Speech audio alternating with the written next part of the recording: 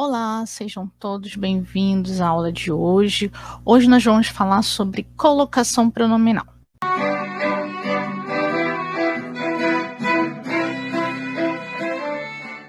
Hoje nós vamos falar sobre mesóclise, que é um tipo de colocação pronominal, né, em que o pronome oblíquo ele vai vir bem no meio do verbo, né? É uma forma de. É uma estrutura que a gente não usa mais hoje em dia, né? É muito incomum ver esse tipo de construção. Na verdade, a gente vê mais assim textos muito formais, né? Em cartas, coisas muito formais.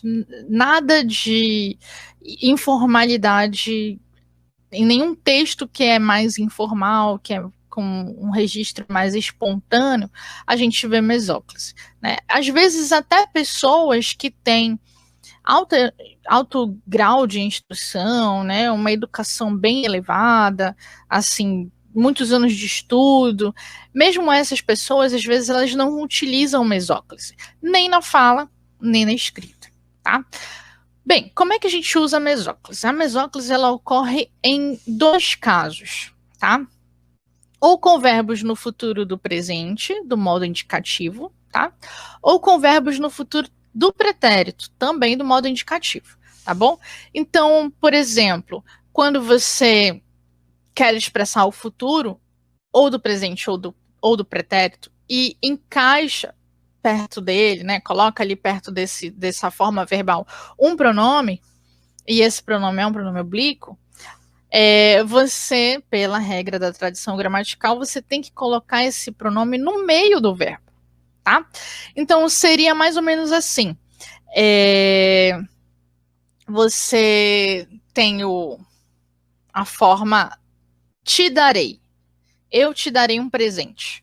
Bem, essa estrutura se tira o eu, tá? Tira o eu. Te darei um presente.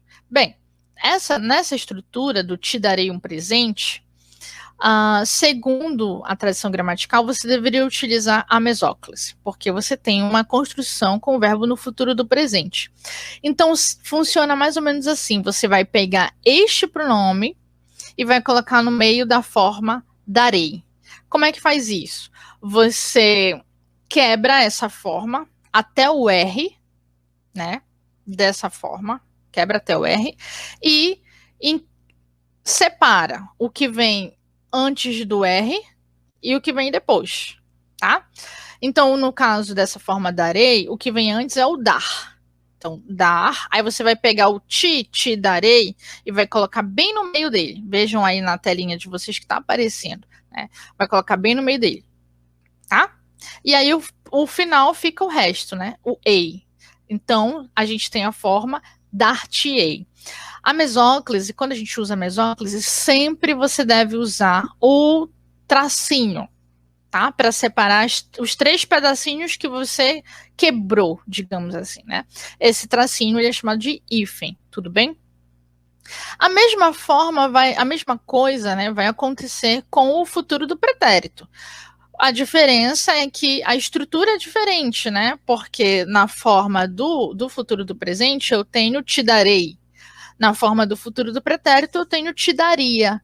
Então, mas é a mesma regra, tá? Você vai até o R da forma verbal, quebra ali até o R e coloca, encaixa o pronomezinho oblíquo, tá? Então eu tenho dar-te-ia. Eu só esqueci de fazer a reformulação no slide da segunda parte, porque eu copiei de cima e embaixo não ficou igual.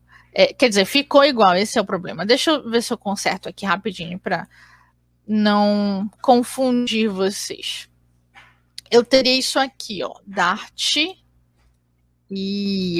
Pronto, agora tá ok. Tudo bem? Deixa eu abrir aqui o slide para vocês verem tudo. Muito bem. Aí eu tenho a forma de mesóclise com o futuro do pretérito, tá bom?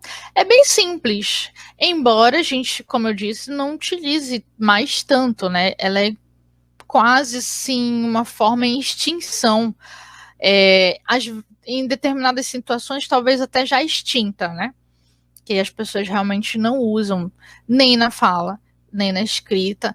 E aquelas pessoas, às vezes, que utilizam, parecem pessoas. Para algumas pessoas podem ser pessoas muito cultas, né? Dá essa impressão de muito inteligentes. E para outras pessoas pode ser aquele tipo de gente pedante, sabe? Aquela galera que assim, quer aparecer, que, sei lá, né, se acha demais ou uma coisa do tipo. Vai depender muito aí do contexto em que a pessoa está utilizando essa mesóclise, né? Mas tudo bem, vamos lá. Voltando aqui, a gente tem. Eu tenho uma coisinha para perguntar para vocês: mesóclise ou próclise? Bem, haverá casos em que nós poderemos utilizar o futuro do presente ou o futuro do pretérito, tá bom?